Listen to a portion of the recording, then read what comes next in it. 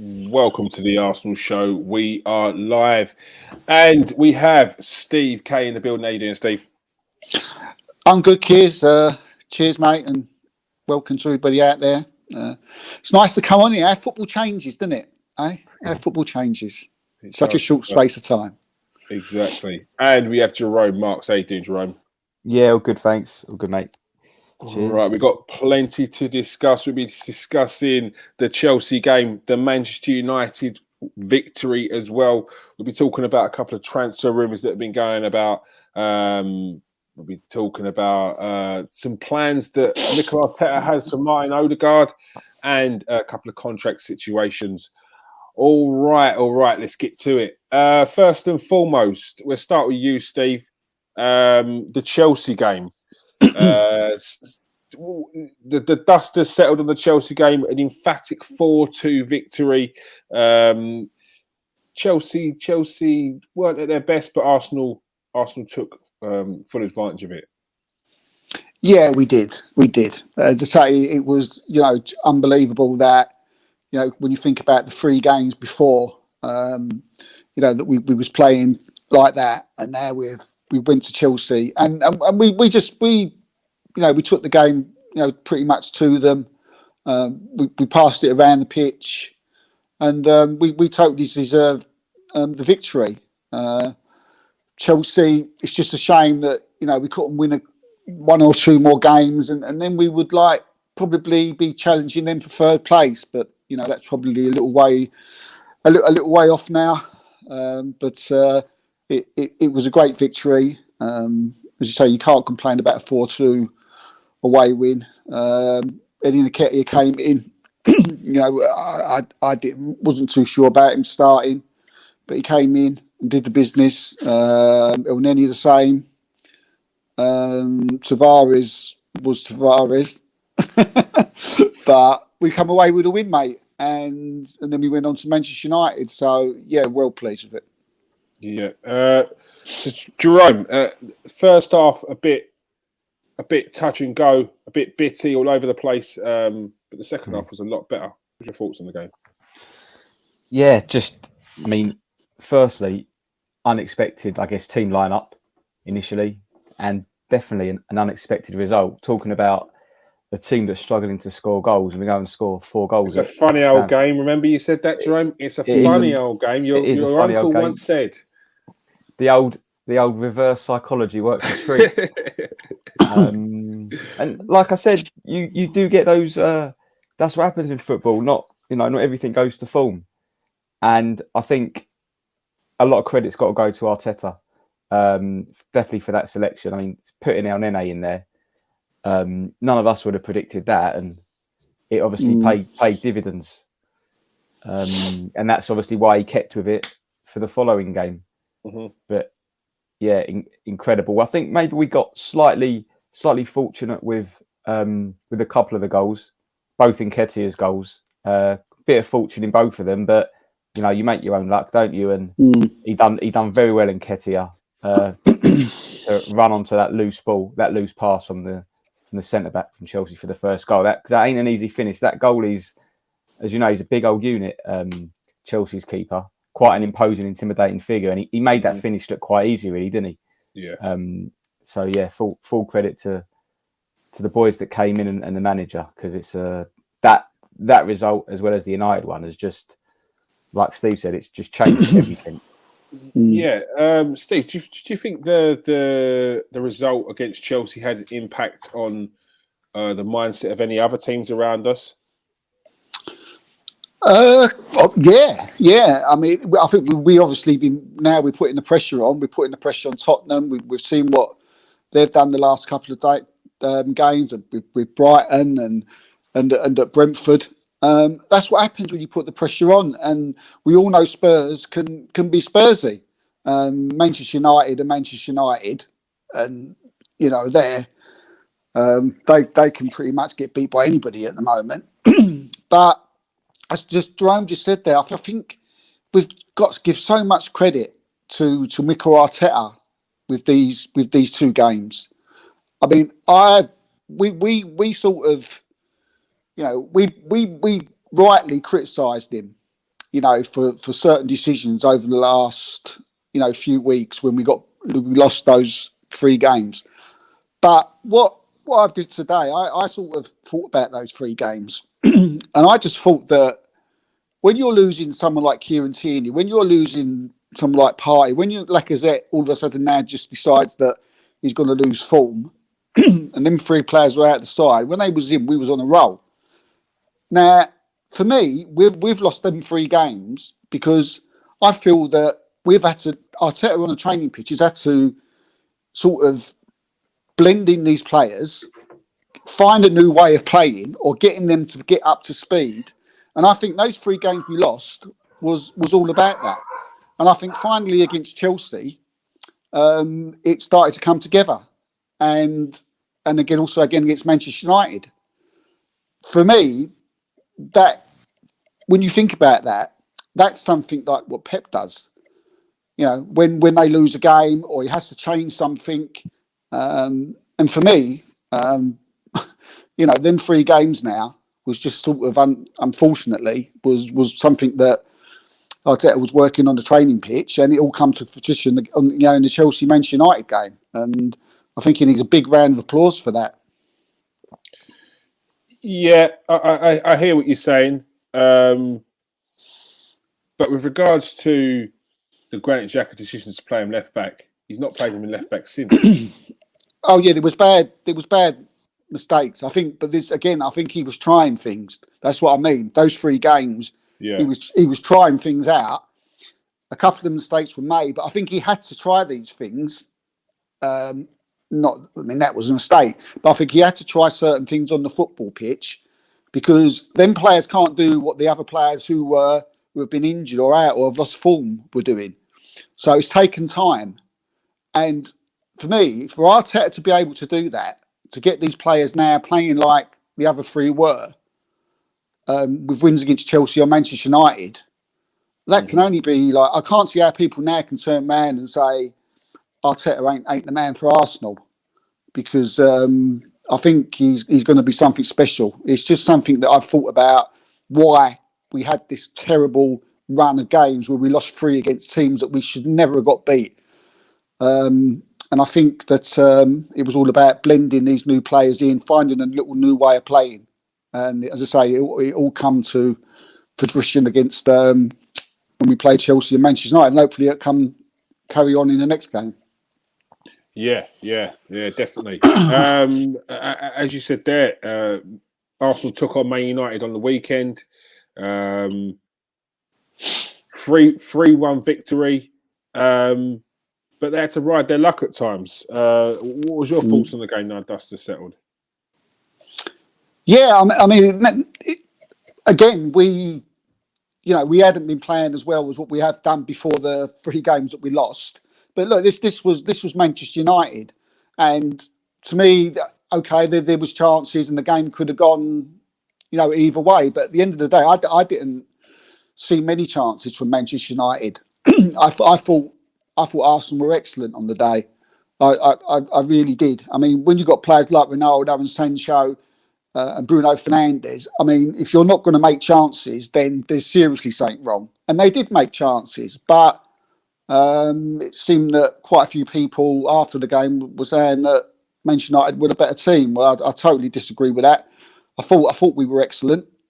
I thought we was excellent, pretty much man to man, because they just never really troubled us at all. And again, we have to give a big, massive, pat on the back to players like Eddie Nketiah, even Tavares. I mean, El Neni. I mean, I give him a 6 in the post match, but maybe I should have given him, an extra mark, because he was absolutely outstanding.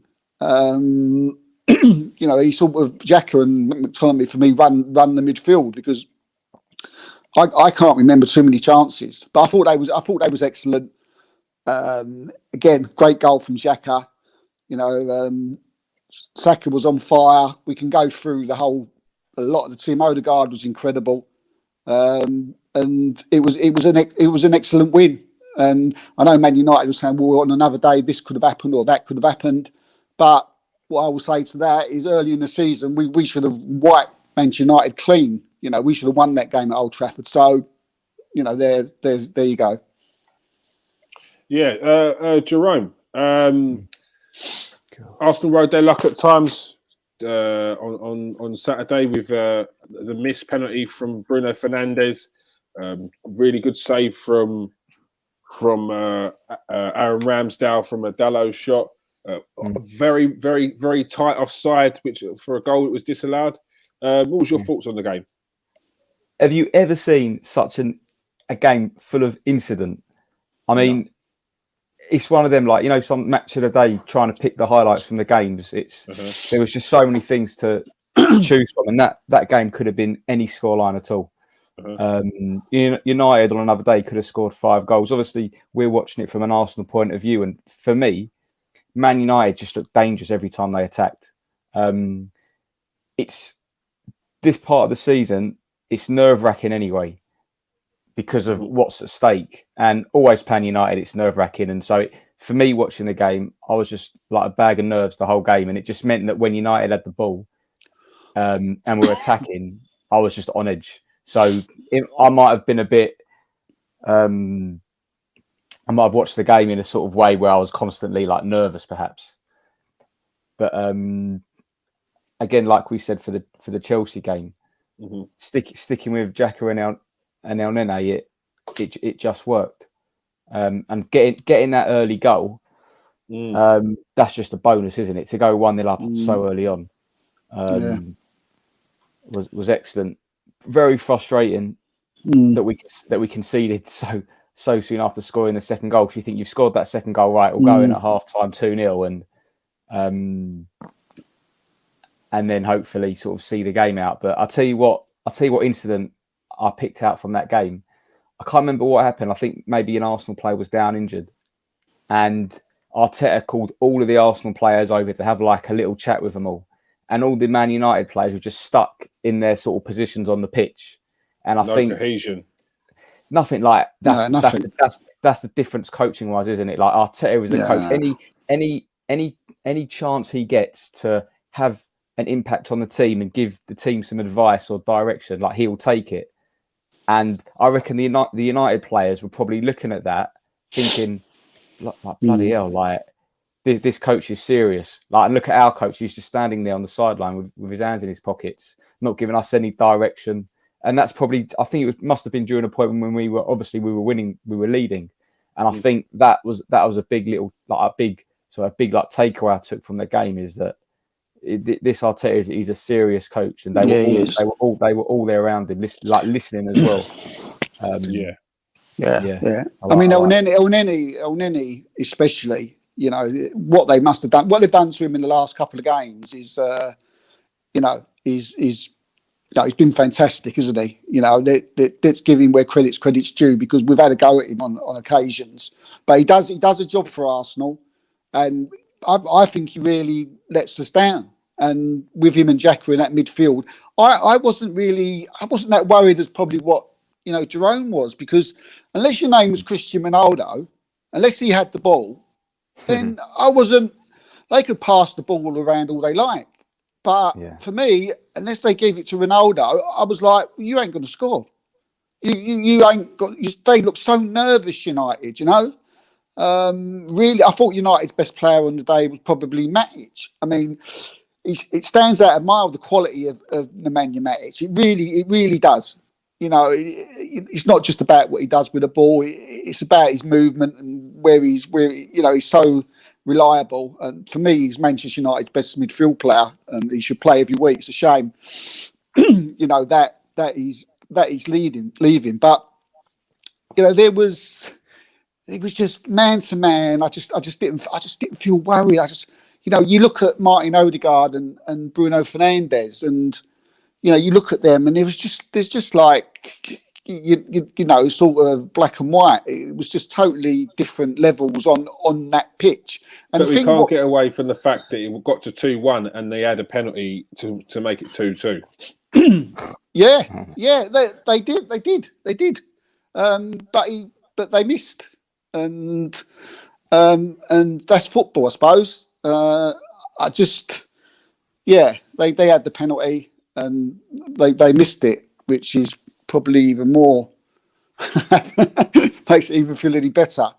But yeah, I mean, as I said just before, then Odegaard, I just didn't feel worried. I wasn't. I didn't feel that they was going to win the game. I just really didn't, because in most areas, I felt even when they come forward, I was quite confident that Gabriel and White was going to do the job. Sancho really didn't do much. Bruno done nothing, and it was just Cristiano Ronaldo. Odegaard was brilliant. Xhaka was brilliant. Emily was brilliant. I mean, how many Man United players can you say about that?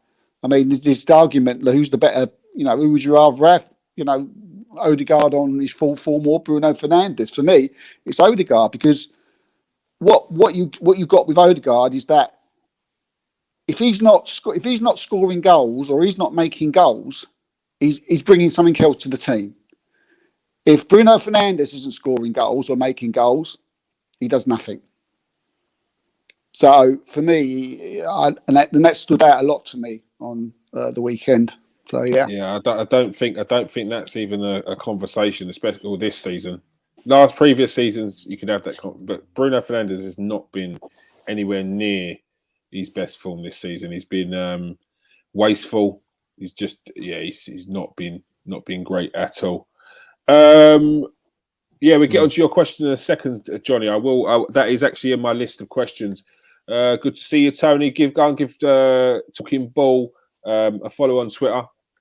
Very good page, very good, decent group as well. Decent group of lads as well. Go and give them a follow and join that group. What we got in here? Yes, refs decisions. Jerome, decisions. So there was quite a few contentious decisions. People are up in arms at some of them, and arms being the key point in a couple of them. First of all, Cedric's one. Cedric doing his best John Terry impression, crawling along the floor, throws his head in front of it. It hits his hand. Pen or no pen? Well, for me, it's all day. That's a penalty. But then you hear that Peter Walton talk about the law and some ridiculous law where if you're like falling down and your arm hits the ball, and you're trying to sort of protect yourself from falling, then it's not a penalty. But for me, that should be a penalty. When I saw it sort of live, I was like, yeah, that's a penalty. Yeah, it's a penalty. You can't do that. All right, Steve, what's your thoughts on the Cedric if that was handball? When I first see it, I thought, no, this ain't a penalty. But when they showed when they gave you the breakdown and the excuse of why it's not a penalty, you was like, that's definitely a penalty. Yeah, something like that. But once it's not given, then you can sort of give a proper view, then, can't you? But for me, as I say, I didn't think it was a penalty, in live play. But when they started, spending 3 minutes on seeing if it was a penalty or not, I have to agree with Jerome. I think it was a penalty. It looked, but it didn't look like it just hit his arm. I mean, scooped it away. He scooped it away. Yeah. I was just about to say, correct me if I'm wrong, but it looked like he'd give it some of that. Yeah, he did. That's why I was like, when I first saw it, I was like, oh no, what have you done? But then I see what Peter Walton's talking about, where he's like, look, if you're falling, where are you meant to put your hands? Are you just meant to fall with your face? Like, what do you do? It's one of them ones. It's one of them ones. If he would have given a penalty, I could have seen it. I understand the reasons why they didn't. So, one that was given, Steve, the Tavares one. You saw it as a definite penalty. No questions asked on that one. Yeah, no questions asked. Again, when it, in real time, you don't see it. What's going on when he played it back?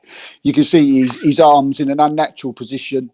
Mm-hmm. It's up in the air, and it's his arm. It was accidental. It didn't mean it, but that doesn't matter, does it? In these, if it's it, which is another show, which is something that I can't work out. I mean, does anybody do an amble on purpose unless you're standing on the line and you say, no, I never understood that. It's ridiculous. But I doesn't make thought, sense. no. Very rarely do people deliberately handball it. Like it's very, very rare. Yeah. That's a sending off. Like it's a different Exactly. situation. Yeah, you're being a second goalkeeper just on the line. You're making a save. Then it's a penalty. Penalty, mate. Penalty, and and they missed that one, didn't they? Missed it, so they probably would have missed the Cedric one and all. So it doesn't matter. That's the point. Yeah. Jerome. Granit Xhaka's long-range screamer, which I didn't think there was anything wrong with that goal until I saw Eddie Nketiah. Have you seen it? Oh, he's like blocking the goalie's view or something. Yes. So this is another one. Do you believe that should have been offside or not? Because Eddie Nketiah is in an offside position. The goalkeeper is having to look round him. Should it have been offside or not? Nah, I see. Nah, never in a million years. I don't like that one. If the guy's standing in your way, the goalie should move so he can see the ball. I'm not having this. He's offside though.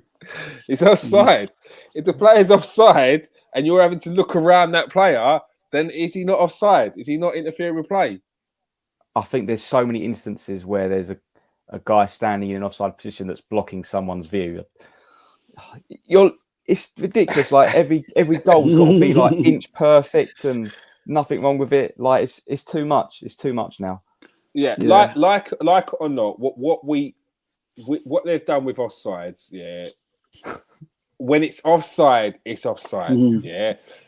That's the one thing. Like there's no, like we talk about penalties, we talk about this, is it or not? One thing which we hate because we're talking about a toenail's offside, a hair is, the wind has blown his hair offside and they've given it offside. We hate it. Hate it. However, the offsides are offside. Steve, what's your thoughts on Eddie Nketiah? Is he interfering with play? Is he offside? They're not going to take the goal away. Xhaka's goal is not going to be discredited in any way, shape, or form. I didn't see it. I see nothing. What was that? A penalty? No, I'm to be honest, I'm so pleased Xhaka hit that ball in the back of the net. I don't see it. I was going, people going, it might be offside. I was like, I didn't see it. I only saw it yesterday. I only saw it yesterday. Yeah. I have seen it, and to be honest with you, it could have been given. I don't think you could have argued it. It's one of them ones where if you're the opposite team, you're screaming that he was offside. Fuming. Fuming. Yeah. I'm going mad if that is not given offside. I'm losing the plot. Yeah. But what I tell you what. But what about if it looks? No, listen to this. It looks like, well, it doesn't look like he's standing like in the view of the goalie, but that doesn't mean to say that the goalie can't see what's going on. Like, mate, that's reaching. They're not giving you the eyes of the gayer so you can actually see what he sees. Like they actually did. Nah, rubbish. Not having it. They did a virtual reality of what De Gea could see. Yeah. Now the saving grace rubbish. on what the referees are saying.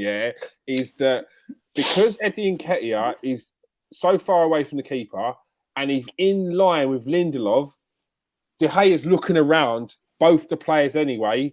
So Eddie Nketiah has not impeded De Gea. That was what they said. They said, and it's turning subjective. Like I said, offside's offside. It's draw the line. Is his toe offside or not? Yes, it is. Is his boot lace offside? Can he score with it? Then he's offside.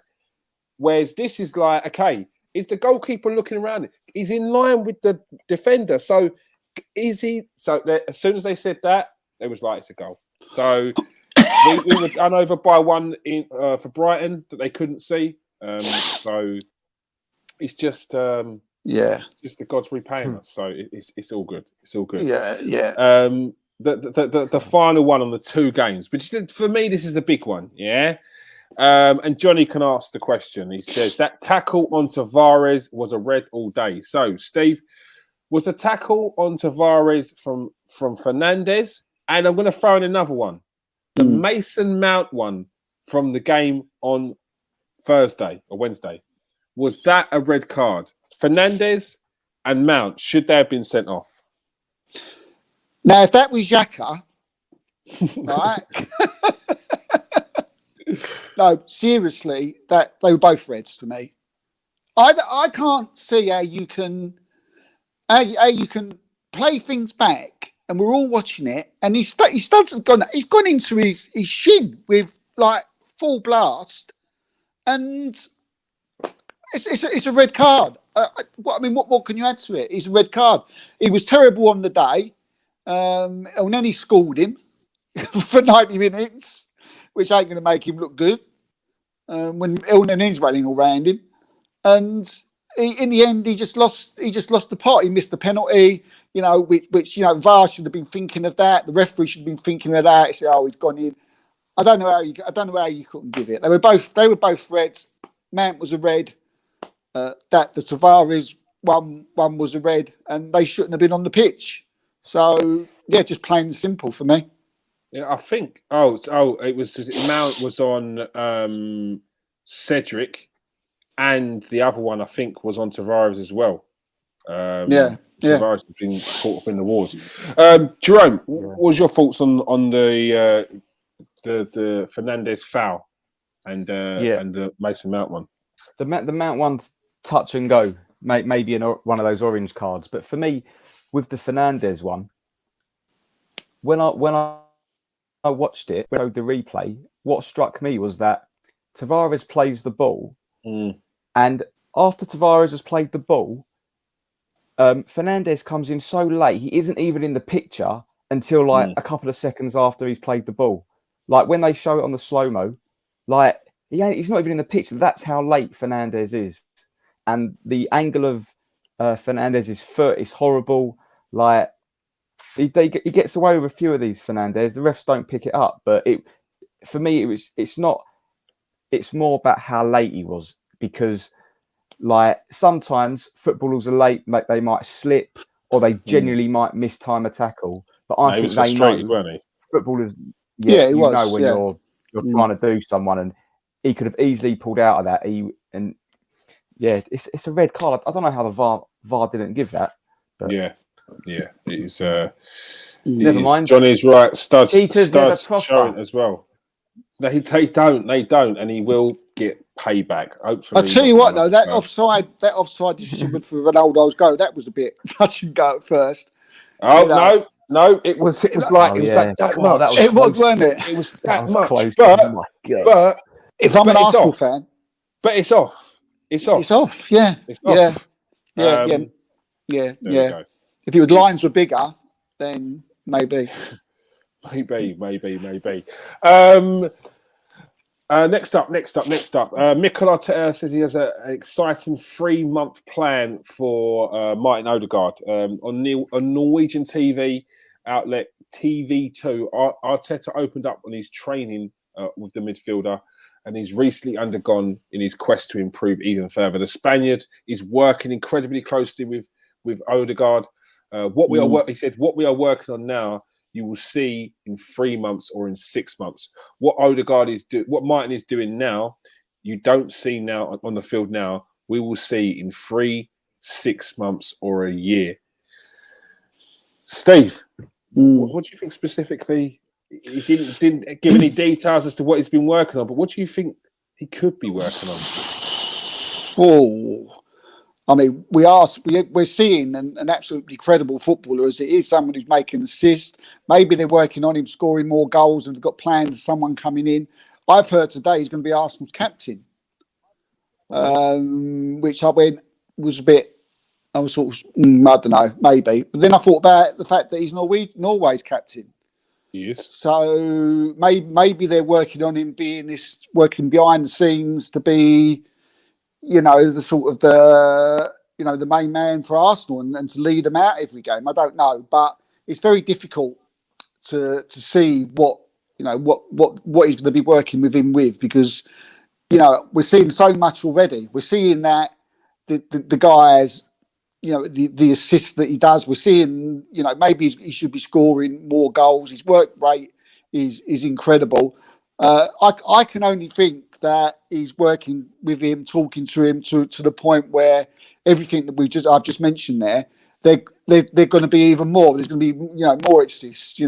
I think that we talk about possible signings coming on in a while. I think with that possibly happening, and that could be something that he's talking to Odegaard about. With the imminent of possibly a certain Man City player coming in, but it's exciting. It's very exciting. We all knew what Martin Odegaard was before he was a twinkle in Arteta's eye, and then he came to Arsenal, and he started out a bit slow, and now he's worked out into being an absolutely incredible footballer. So yeah, very exciting, very exciting. Jerome, Mikel Arteta wanted to say, right now you see the results of some of what we've been working on in the last 6 months. People said he was unstable, that he could not do this and that, but then he filled out and the form with his form to be ready now. So you've seen how much has he progressed since he joined Arsenal? What do you think he's added to his game since then?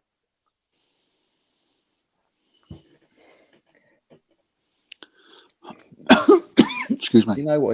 It's really hard. It's really hard to say. When you mention about what's he been working on, obviously it's just guesswork at the moment. But he's got very good link-up play with Saka, obviously. But like we've mentioned in the past, maybe because the striker we've got at the moment isn't the one that's going to be there next season, is maybe he's been working on how he can link better with the centre forward. Whoever that may be, maybe they've been doing some work in that aspect, perhaps. That as I said, only a guess. I don't know. I don't know if he has how much he's improved Odegaard, because he has these brilliant periods. He's had these brilliant periods since he came to the club, like these spells. So. I don't know. Maybe it's the consistency, perhaps. Yeah, I was going to say, yeah, consistency. Yeah. What do you think he could add to his game?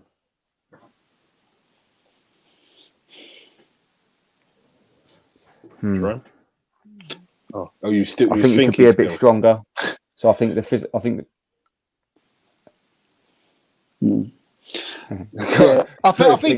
the strength aspect. I think he gets pushed off the ball a little bit too easy. More goals as well. I think he wants to score more goals. Could be of something he could add to his game. Yeah. I think Arteta. We all remember he came from Manchester City, and as you just said there, he seems to be filling out. So whether he's working in behind the scene on a not only on the football pitch, but also working behind the scenes on, as you say, his weights and filling him out. If he's working with the trainers and all that. And maybe he's looking at him, to become our Kevin De Bruyne, because I can see it. I can see him possibly moulding into that. I mean, that would be the ultimate if he could. He's still got a few years on his side, so he could easily get to that level. He would need to beef up a bit, get a bit stronger.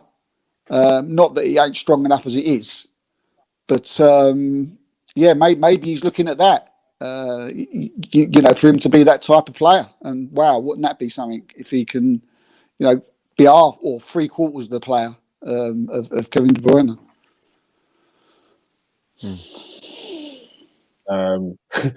Yeah, that was live TV for you. Martin Odegaard also went on to joke about his international teammate Erling Haaland. Saying he must sign for Arsenal if he chooses to join a Premier League club. However, we do know that he's very much going to be joining Manchester City, which opens the door for Brazilian striker Gabriel Jesus to come and join Arsenal. According to reports from the Transfer Exchange show, Arsenal are preparing a bid for Gabriel Jesus. Steve, could you fill us in a little bit more about that for anyone who doesn't know about the deal? Yes, there's Gabriel Jesus. We all know who he is. He's playing tonight against Real Madrid. He's also scored a goal tonight, so that's another few million. He's probably in his price tag that's gone up. But he's leaving at the end of the season. That's for sure. And as you already mentioned, Haaland looks like he's be coming in. But there's been talks. His agent Giovanni Braccini has had talks with Edu, and it does look good. There's a possibility that Juventus are sort of interested as well, because Giovanni Massimiliano Allegri's agent is also Giovanni Braccini. But they get on very well, Arteta and Jesus. I mean, quote that he said last year about links then with Arsenal, and they asked him what he thought of Mikel Arteta, and it was on the lines of that. I just love the man. He's helped me so much in the future. He's the reason why I am the player I am today. I used to go to him if I wanted practice or help, and Mikel Arteta always used to come. So there's for me, he would be a great signing. He's only 25 years old, right-footed. What he would cost, I don't know, but it is, for me, he is Arsenal's number one target for the summer. All right. He's got 1 year left in his contract. Yeah. He's contributed to 23 goals in 35 games this season, which is very good, considering he's not an out-and-out goal scorer, but Arsenal are looking for something which is very much of a hybrid of that. Jerome, what's your thoughts on Gabriel Jesus? Do you think it would suit Arsenal? A very good signing. Yeah, I think it's an excellent signing. I think a lot of Arsenal fans are clamouring for like this really big, this big name that's going to cost a lot of money, that's just going to bang in sort of 30, 40 goals and pay, like I said, pay way over the top for someone. And I don't think that's what we need. I think we've sort of learned our lesson maybe with the massive big transfers, that just because you spend a lot of money doesn't mean it's going to work out. To play under Guardiola for these years, get all these minutes, being sort of the young player that he was when he first joined them, sometimes playing instead of Aguero. I think it would be an excellent signing. What we've got to remember as well is to play for Guardiola's team. Firstly, you've got to be very talented. But secondly, I think because he's very obviously tactical, it means that the players that play for him have got to have a very high level of intelligence. And I think that's something that will suit Arteta very well. And we've seen Nketiah come into this team, right, instead of Lacazette, and make quite a big difference to how we play up front. Now, Gabriel Jesus is a massive, massive upgrade on Nketiah. Like, you can't even compare the two. And so having Jesus in this team, I think would be excellent. He's the only box maybe he doesn't tick is possibly from the height side of things. But we've seen against us, he's scored headers. But it's his movement, his ability on the ball. His movement's ridiculous. Like his hold up, I reckon his hold up play is better than Lacazette. I think we overstate Lacazette's hold up play. Like, he'll hold the ball up, Jesus, but he'll move with it at the same time. I think it's an amazing. I think it'd be a brilliant signing. I used to think like Jerome, where maybe I wanted the big strong guy up front, but I've changed my mind on that. I still think we'd be handy to buy a player like that as like an option. But I think having someone like Gabriel Jesus up front would be, echo everything Jerome said. I think he'll be an absolutely excellent signing. And look, you look at Liverpool and you look at Man City, and even Chelsea, because Romelu Lukaku's came into Chelsea and he just hasn't hit it off. And all these three sides don't play with the big man up front. They play with the three quick strikers up front, and they're the ones that win the leagues and win the titles. So it seems to be the way things are these days. So yeah. So what would you do about the other striker you'll be bringing in? You'd still be bringing in someone who's probably got a bit more aerial ability, a bit more of a target man. And what's the profile of that player? Young, older? How many millions you spending? What you take? Is it a bit of a gamble player? What are you doing? What kind of player are you bringing in? Or is your budget going on Gabriel Jesus and another big boy? Yeah. No, I think that I don't think it matters too much. I think as long as they're Premiership experienced, I don't think it matters if they're 30, 31. I don't think it matters if they're going to be someone to bring on. We've seen what players of 30, 31 are doing these days all over Europe, and some of the best strikers in the world are 30, 31, 32, 33. So I think you could easily get a free transfer of someone of that ilk. There's loads of players coming up in these summer transfer windows that, the list is incredible. So to bring someone like in on the lines of not him in particular, but a Giroud or someone like that of that type of stature, for me wouldn't be too much of a problem. That way, yeah, I'd look for a free because there's plenty of them about. But someone who's been there, done it, got the t-shirt. That's what I'd be doing. All right, Jerome, what's the other profile of player that you'll be bringing in? You spending most of your budget on these two players? I think if they buy Jesus, I don't think they'll spend massive money. I don't think they'll spend more than what they spend on Jesus on another striker. I think if they sign Jesus, I think he'll be the main striker. And then perhaps it's a weird one because in terms of the attributes, if you do get a target man player, then does that mean that all of a sudden you're going to change the way that you play? Because you've brought this other geezer in that's maybe bigger and stronger. Then you have to adjust to that. It's I don't know. I know on paper it makes sense, but I don't know. I really don't know. I'd bring in the big lump when we had Thierry Henry, and why he didn't bring in that Thierry Henry when we had the big lump. Yeah, he would only be like someone, if needed, to come on and for desperate situations we needed to change it up a bit. Do you think that Balogun's ready to come back from his loan from Middlesbrough and step in as a number 2 behind Jesus if Jesus was to come in? No. Right? No.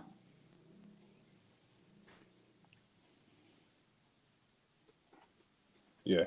Do you think? do you think? No, not do you? Sorry, my right. Internet's terrible. That's all right. Do you think that if that's the case, do you think they should try and get Eddie to sign an extension on his current deal? I think there's more chance of El Nene staying than Nketiah. Okay. So do you think Balogun's ready to come in and be a number 2 behind Jesus? No way. I know. So I don't even know. I don't even know if he's ready to be the number 3. To be honest, I think he's that. I think he's that far off. And I think the fact that they're pushing to sign Eddie Nketiah or Lacazette on a year extension or a 2-year extension says all we need to know about the readiness of everyone else who's around Arsenal squad up front. Yeah. I think that says it all. So I think we'll be seeing 2 strikers coming in the summer. Yeah. I mean, he's talking about bringing 2 players coming in, which is a little bit worrying. I heard that as well. I can't believe that. Like, I don't believe that. I don't believe that Arsenal will just go out and buy 2 strikers when they need like 6 players, like 6 solid players. They need to bring in, and if they're talking about the rumours that they're talking about, that even though there's no one out there of any ilk that can afford William Saliba, so we can talk about all you want about Saliba going this and that. Unless Marseille want to fork out 30 million for the defender, he ain't going nowhere. Arsenal ain't selling him for probably under what they bought him for. It's ludicrous, especially when there's talks of Real Madrid looking at him. Like, come on, like it'd be stupid for Arsenal to sell him for anything less than what they've got. And Marseille just don't have that money, especially on a centre back. Yeah, so very interesting, very interesting. Steve, Tammy Abraham links risen up again. Anything in it? What's your thoughts? No. There's nothing. I'm not hearing too much about Tammy Abraham, and I find it. He's going to come in and want to start.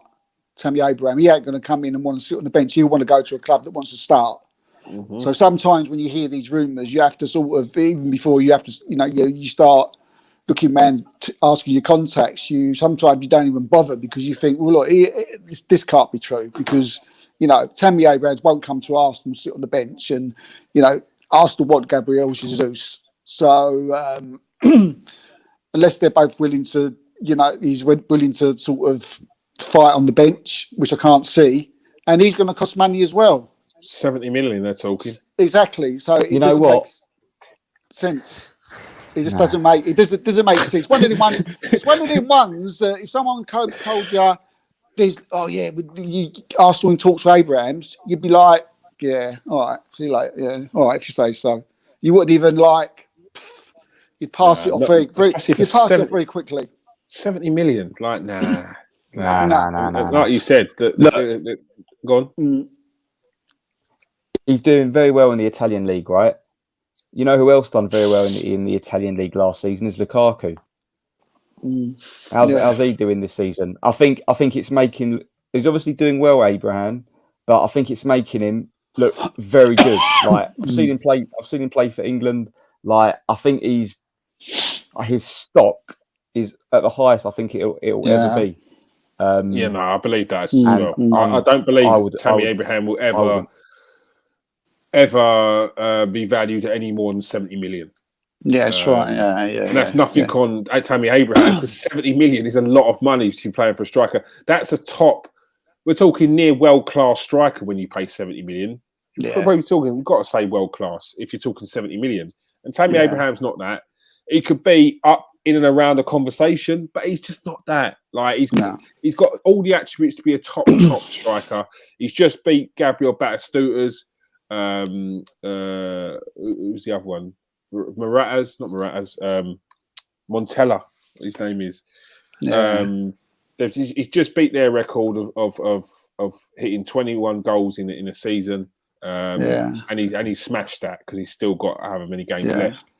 So good luck to him. But for 70 million, when Arsenal could have got him for 35 last year, no, thank you. No, thank you. I don't think it fit into Arsenal's way anyway of playing. I don't think Arteta wants that type of player to start. And Arsenal ain't playing for 2 strikers, Jesus, if he's whatever he costs, and then Abraham, whatever he costs. They're not paying, a good money for those 2. Yeah. That's why I feel like we'll be looking for maybe a free transfer, to bring someone. If they're about, I'll take it. And with Gabriel Jesus with only a year left on his deal, Arsenal and not willing to sign a new one, Arsenal need to be very astute in this transfer window because they could get a very good deal for the player. Not last. We've got one more after this. El Nene is expected to leave Arsenal in the summer when his contract expires. However, his performances recently have had people questioning whether they should make a U-turn and keep Mohamed El Nene. Jerome, we'll ask you first. What's your thoughts on the situation with Mohamed El Nene? He, for a player, he sat there for 90% of the season. hasn't played. You don't hear a peep out of him. He comes in against Manchester United and Chelsea, and gets near man of the match performances, and puts in a shift. What's your thoughts on that? Yeah.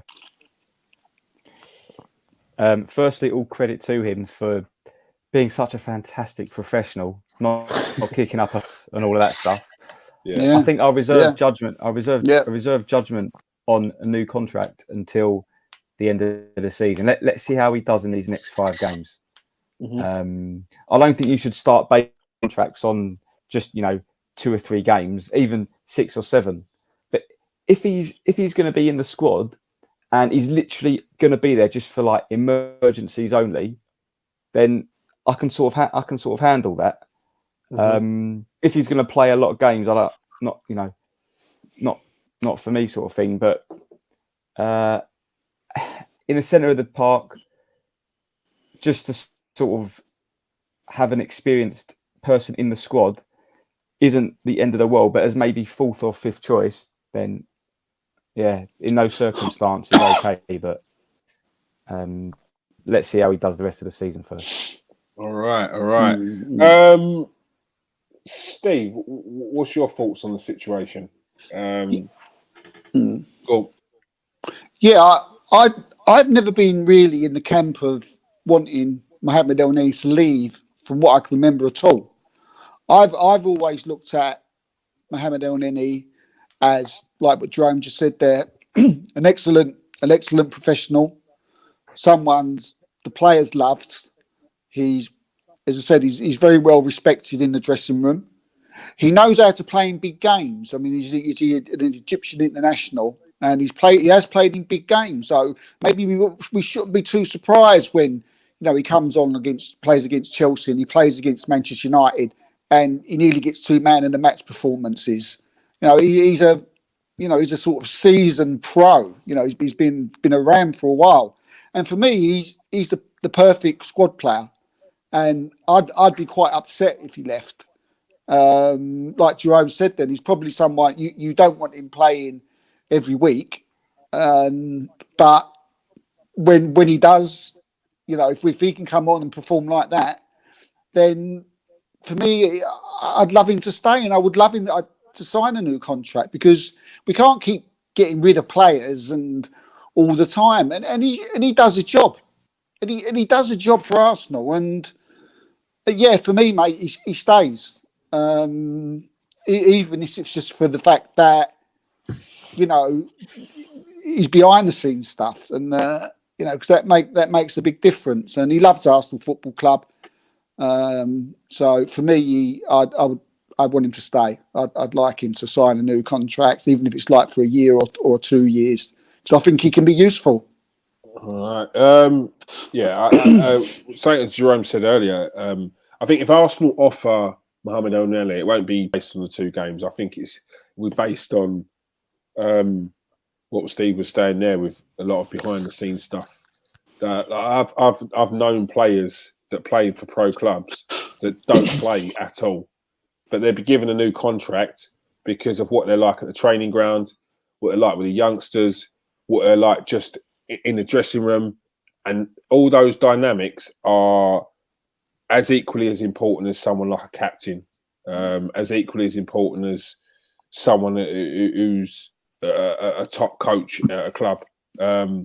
They're invaluable, having someone in and amongst the players who is not going to bitch and moan. He's not, when they do hear it, they're empathetic to the person who's upset. They're like those players around the team are like gold dust. And if you can keep them happy, and they're not on big wages, I'd keep them. I agree. And I think Mohamed El Neni is one of them. Yeah, definitely. Because just what you hear, and if you watch any of the training, you see him laughing and joking with other people on the training pitch when he's smashing in 40-yard screamers. He's just that kind of character around the team. And look, what has he played? 4 games this season, and I think he played. Did he play the game against? Was it last season? He played a game against Man United, didn't he? and he won that game because he was excellent in that game as well. So yeah, I agree with Jerome with regards to you don't want him playing all the time. Definitely not. And you don't want him getting in the way of anyone that's good enough. And I don't think he would either. I could see if a youngster was coming through the ranks and Aziza, Patino, one of them was coming through and El Nene's there, I don't see the manager not picking them because El Nene's there. He's just another body to add to the numbers that if you need him called upon when you don't want to play these youngsters, then I think, I'd keep him. And you know what's impressive? Go on. Sorry. Go on. Sorry. Go on. What's this? He doesn't need like a run of games to get match fit. Like he comes into the team and it's it. He's like match sharp straight away. You never see that. It's so rare. Yeah. No, it is. But it's again, it's his professionalism, isn't it? He's making sure he's keeping fit on the training ground, because there are players out there that would just, if they're not getting games, one, they're moaning, and if they're not, they're just going through the motions because they know they're not going to play on a Saturday. And then when it does come down to it, when they are pulled into a game, they're blowing after 20 minutes and they're just not with it. They're just not with it. And there we go. Rob Holding's another one of them. Yeah. It just makes me think. I think Eddie Nketiah is probably at the wrong age to be classed as one of those, but he could be one of those. And I think when people like Paul Mercer's talking about saying to Eddie Nketiah, mate, this is Arsenal. You should be signing that contract with whatever they want. I think that's what he's talking about. Yeah, because it's one of them things where he may look back and he's sitting at Brighton, and who's to say that he won't go to Brighton and sit on the bench? That's like, right. Who's to say he won't go to a Newcastle and sit on the bench, and any of these other clubs and sit on the bench? There's no guarantee you leaving Arsenal that you're going to get games. And I think I agree with Paul Merson there, where he says, sign that contract, mate, and then talk. Like, you don't want to be sitting there at a championship club or a club lower down in the Premier League and not getting game time as well. So, I think that's the case. Okay, let's get on to these ones. The big games coming up. We've got West Ham on Sunday, and we've got, good to see you, Brush. We've got West Ham on Sunday, and we've got Leeds the following Sunday. Steve, West Ham game, massive game. No Dawson, no. Big chance to get 3 points on the board again, and essentially push West Ham out of this race. Yeah, no excuses for me not to come away from West Ham with 3 points. They won't be playing a full team that day. They'll have their second leg in the middle of that week against Eintracht Frankfurt. So so no, and also like you just said there, no Dawson. So big loss for them. Massive loss.